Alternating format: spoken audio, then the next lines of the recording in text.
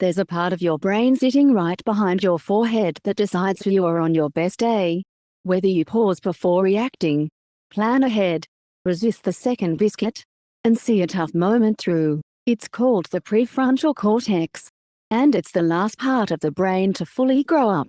Understanding it explains an enormous amount about teenagers, about ADHD, and about why we all lose our cool when we're tired. Let me walk you through it. Before we dive in, here's what we'll cover. First, what the prefrontal cortex does, your brain's executive center. Second, why it explains so much about teenagers. And third, why stress switches it off, and how to support it. Let's get into it. The prefrontal cortex is the brain's executive center. Think of it as a CEO. It runs what psychologists call executive functions: planning, organizing, holding attention, managing impulses, weighing consequences, and regulating emotion. When you stop yourself from sending an angry text, that's the prefrontal cortex doing its job. When you break a big task into steps, same thing. It doesn't do the work alone.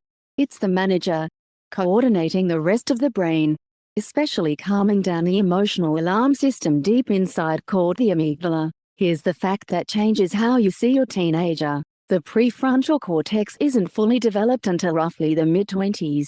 Meanwhile, the emotional and reward parts of the brain come online much earlier, in the teens. So for years, a young person is driving a powerful emotional engine with a braking system that's still being built. That's not bad behavior or bad parenting.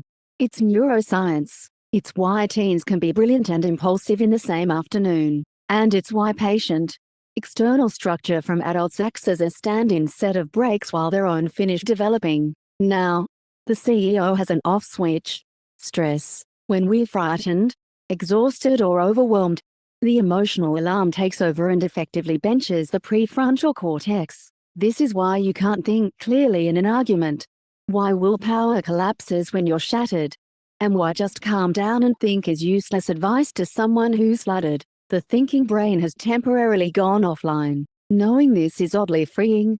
It means the goal in a hard moment isn't to think harder.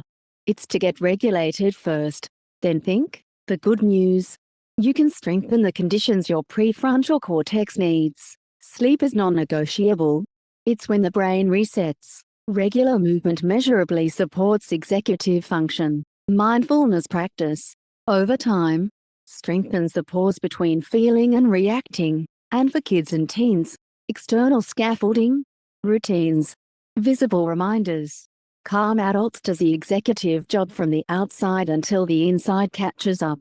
In ADHD, these same executive functions work differently, which is why structure and strategy help so much. So let's bring it together. The prefrontal cortex runs planning, focus, impulse control and emotion regulation, and it isn't fully developed until the mid-20s, which explains a lot about teenagers. Stress takes it offline, so the goal in a hard moment is to get regulated first, then think. Sleep, movement, and calm external structure all support it. If you'd like to go deeper, you'll find related videos linked in the description below. I've written a full guide to the prefrontal cortex and executive function.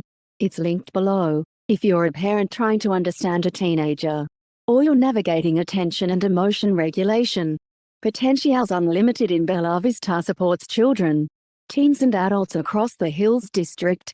Details in the description. Subscribe for more brain in plain English.